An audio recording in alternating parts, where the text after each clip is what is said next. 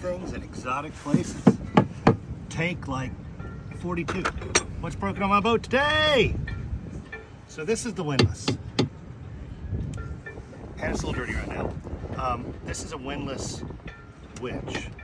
So it hauls and controls the ascent and descent of my anchor chain. I've had to open it up and fix it a couple of times, and it's worked pretty well since we got the boat, other than those times it didn't. And it's gotten weaker and weaker over the last month or so, and I've not had any parts available until I just got some brushes, what I think it is. We're in Norfolk for a week, so if I break something, I can order in more parts. I'm trying not to order in expensive parts because these things are a couple $1,000. You can get them a little less.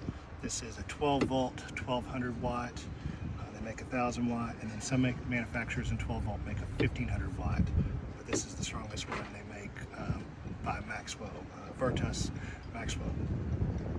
So I have a couple of safeties in place. I'm holding my anchor chain because we're out on anchor right now. I have that done. I'm unbolting the windlass. I've got to flip it over, and I've got to safely disconnect the 2 power leads and the ground. And this, because it's got 2 power leads, because it's a reversing motor. There's a solenoid back behind the wall over here, and it's getting weaker and weaker.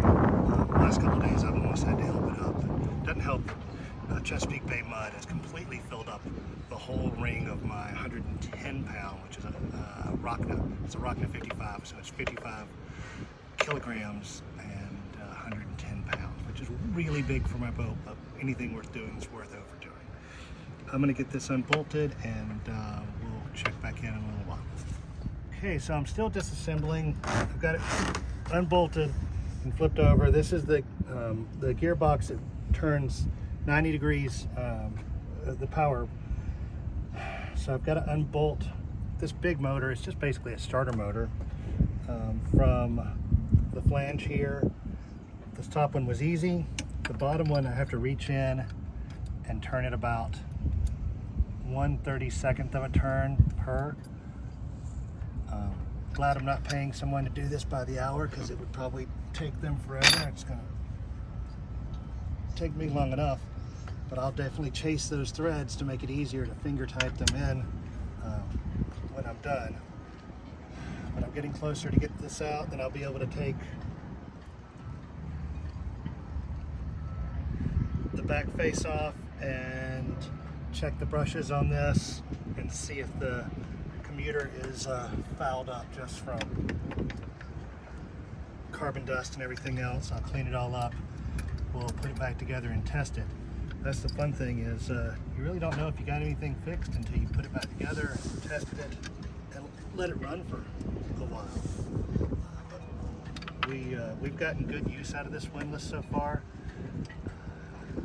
In 17 months, there's some days we anchor 2 or 3 different times a day. Go somewhere, spend some time on a beach, go to the next island and see a trail or something we want to go hike in. That's not our end goal, so it's a whole lot easier than trying to pull up your anchor chain and your anchor by hand, which I've done now before, but that's another story. I'll be back in a little while when I get this puppy off. So I just took the bottom case off this motor, and you can see the carbon in there and all the carbon dust. I think I picked right, that it was most likely brushes that have degraded or worn out over time. But I'm going to get this cleaned up, and I'll know more in the next few minutes. Look at that nastiness. We might just be a few hours away from good as new windlass. You can actually see, can you see all the carbon dust from the brushes in there? And that's just from cleaning out the end cap. So I'm gonna have to really blow this out and clean it out and examine it all, but I think I picked right. So we've cleaned this thing out. You wouldn't believe how much carbon came out of this thing. The brushes that were in it are serviceable. I cleaned them up really well. 2 of them were a little bit more worn, probably about 10% more than the others. If you've never done this before, there's a kind of a coil that you pull back with a screwdriver. You slide the brush down in the hole, and then that just makes good contact there, and it gives it good contact and holds it down on there. So I've got probably about 15 more minutes worth of reassembly here and cleanup. Then I need to go forward and clean up a couple of electrical connections, and we'll get this thing back together hopefully in the next hour and test it, and Bob's your uncle. Okay, I got it all reassembled, and let's go down a little bit. It would choke up even going down before.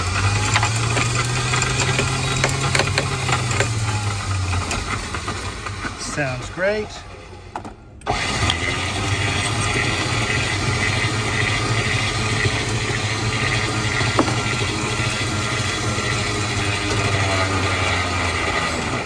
I'd say we're good. Bob's your uncle. Working great.